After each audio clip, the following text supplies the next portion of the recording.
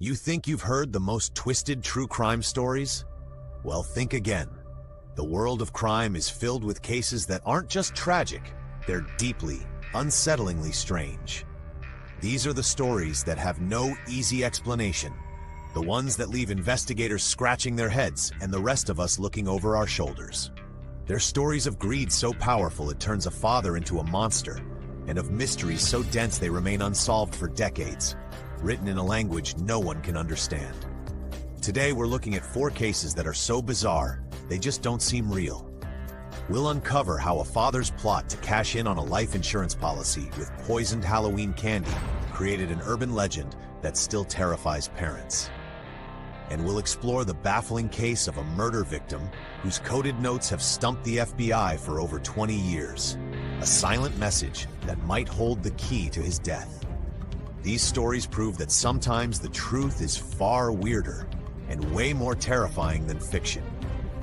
If these are the kinds of stories that keep you up at night, make sure to hit that subscribe button and turn on notifications so you never miss a deep dive into the strange and unexplained. Story 1.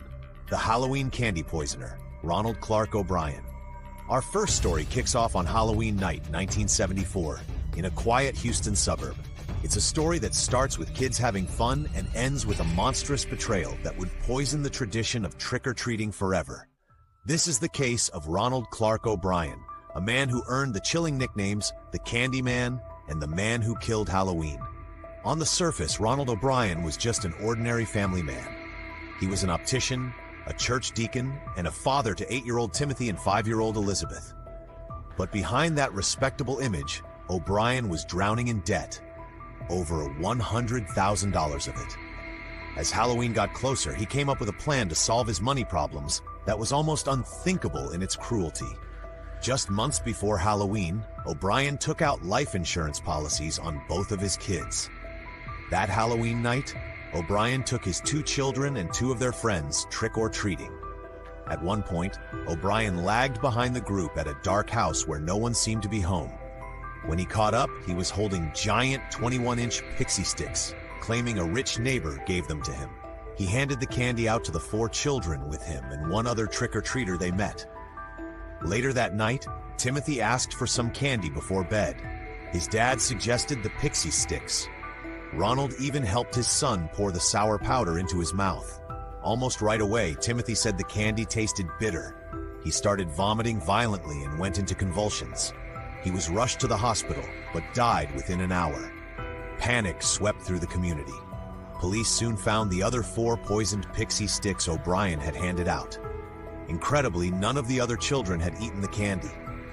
An autopsy showed Timothy had ingested a fatal dose of potassium cyanide. Investigators quickly figured out the top few inches of the candy had been replaced with poison, and the straws had been stapled shut. O'Brien's story about the mysterious neighbor just didn't add up. Police couldn't find anyone who lived in the dark house. Their suspicion immediately turned to Ronald O'Brien, especially when they found out about the life insurance policies.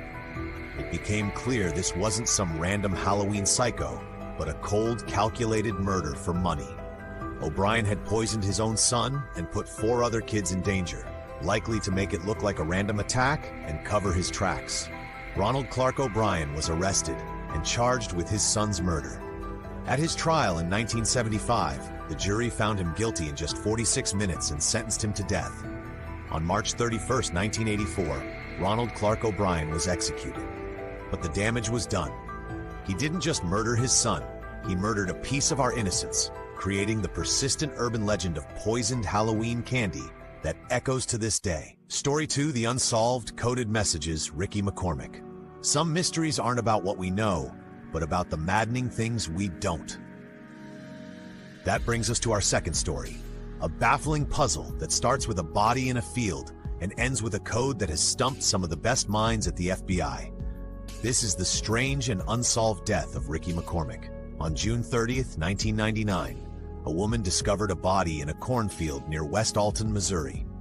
The body was badly decomposed, but fingerprints identified the man as 41-year-old Ricky McCormick. McCormick was a high school dropout with chronic health problems who had a tough life. His family insisted that he was basically illiterate, only able to write his own name, His body was found over 15 miles from where he lived, which was strange since he didn't own a car and there was no public transit to the area. Police suspected foul play, but couldn't determine a cause of death. The weirdest part of the case, though, wasn't how he died. It was what they found in his pockets. 2 handwritten notes. These notes were filled with what looked like a complex code, a jumble of letters, numbers, and parentheses that made no sense. The notes were handed over to the FBI's elite cryptanalysis and racketeering records unit, the same people who crack codes from spies and terrorists. They got to work, but the code was unbreakable. For 12 years, the FBI tried to crack it in secret. Then in 2011, they did something unusual. They admitted they were stumped and released the notes to the public, asking for help. The story went viral, attracting thousands of amateur detectives and codebreakers. The notes are a cryptographer's nightmare, with lines like MNDMKSE 99FEVNSNR. The letters aren't random. There are patterns and repeated groups, which suggests it's a real cipher. But without a key or any context, it's just gibberish. So what do the notes say? Theories are all over the place. Some think it's a simple substitution cipher we just haven't figured out yet. Others think it's a private shorthand McCormick invented himself, a personal language that might have died with him. Could the notes be a diary of his last days? The name of his killer? Or something related to a drug deal? The FBI believes that cracking the code would reveal where McCormick was before his death and lead to solving the case. But for now, the notes remain silent. Ricky McCormick's death is an unsolved homicide, and those 2 pages of paper are one of the most frustrating unsolved codes in FBI history. Story 3: The Black Dahlia Murder. Few cases in American crime history have captured our imagination with such morbid fascination as this one. It's got it all: old Hollywood glamour, horrific violence, and a mystery that has lasted for nearly 80 years. This is the infamous unsolved murder of Elizabeth Short, better known as the Black Dahlia. On the morning of January 15, 1947, a mother out for a walk in a Los Angeles neighborhood made a horrifying discovery. In a vacant lot, she saw what she first thought was a discarded mannequin. It wasn't. It was the nude body of a woman, severed in half at the waist, her face carved into a grotesque smile. There was no blood at the scene, which meant she was killed somewhere else, drained of blood, and then carefully posed. The victim was identified as 22-year-old Elizabeth Short, an aspiring actress who had moved to Hollywood chasing fame. The press, loving the sensational details and her preference for black clothing, nicknamed her the Black Dahlia, inspired by the film noir The Blue Dahlia. The name stuck, and her case became a media frenzy. The investigation was one of the largest the LAPD had ever launched. The killer even taunted police, sending a package with some of Short's belongings. The package and her body had both been wiped clean with gasoline, making police certain it came from the murderer. Dozens of people confessed, but all were dismissed as publicity hounds. Suspects ranged from jilted lovers to doctors, given the surgical skill used to cut her body.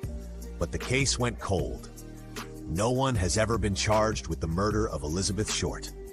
Over the years, the case has inspired countless books and movies, each pointing to a new suspect.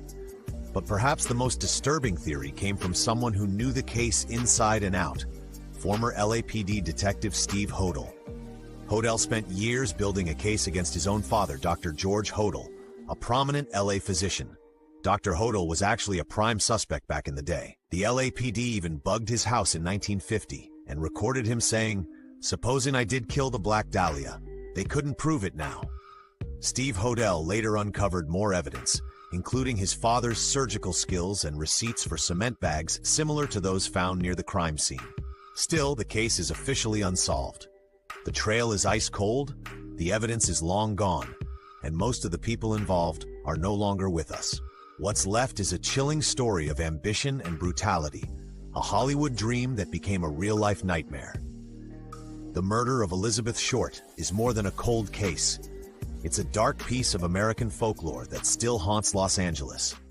Story 4: The Patty Hearst Kidnapping and Transformation. Our next case is one of the strangest in FBI history, a story that blurs the line between victim and criminal and makes you question everything about identity and free will. It started as a kidnapping, and spiraled into a revolutionary saga that captivated and confused the entire country. This is the bizarre transformation of Patty Hearst.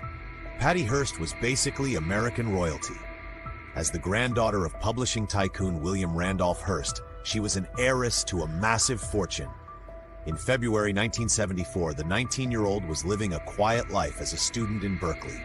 That life was shattered when armed members of a radical group called the Symbionese Liberation Army, or SLA, burst into her apartment and kidnapped her. The SLA, a small but violent guerrilla group, declared Hearst a prisoner of war. They locked her in a closet for weeks and subjected her to what she later called a campaign of terror and assault. They demanded her family distribute millions in food to the poor, which the family tried to do. But then, the case took a twist nobody saw coming. 2 months after she was taken, the SLA released a new tape. On it, a voice announced, "I am Tanya." It was Patty Hearst. She said she had rejected her old life and had joined the SLA, taking a new name to honor a revolutionary. To prove it, she was photographed holding a machine gun in front of the SLA's Cobra logo. The public was shocked. Was she brainwashed? A victim of what we now call Stockholm Syndrome? Or had she truly become a revolutionary? The lines got even blurrier when just weeks later, security cameras caught Hearst herself wielding a rifle during a bank robbery. That image of the heiress turned bank robber became one of the most iconic of the 1970s. For the next year and a half, Hearst was a fugitive with the SLA, taking part in another bank robbery and other crimes. When the FBI finally caught her in 1975, the big question remained: was she a hostage or a terrorist? Her defense lawyers argued she had been brainwashed through constant abuse. The prosecution said she was a willing participant who chose a life of crime. The jury sided with the prosecution. Patty Hearst was found guilty and sentenced to 7 years in prison. But the story doesn't stop there. President Jimmy Carter commuted her sentence after 22 months, and in 2001, President Bill Clinton gave her a full pardon. Today, Patty Hearst lives a quiet life, but the debate over her case never really ended. Was she a pawn or a player? A terrified victim or a committed revolutionary? The saga of Patty Hearst remains one of the weirdest and most psychologically complex cases in modern history. From a father's greed creating an urban legend to a cryptic note that still has the FBI stumped, these cases show that the world of true crime is often stranger than we can possibly imagine. They challenge how we think about people, motives, and the truth itself. And they remind us that behind every headline, there are real people and real tragedies, and some mysteries are destined to be told as cautionary tales in the dark. Thanks for watching. These strange, dark, and mysterious stories are endlessly fascinating.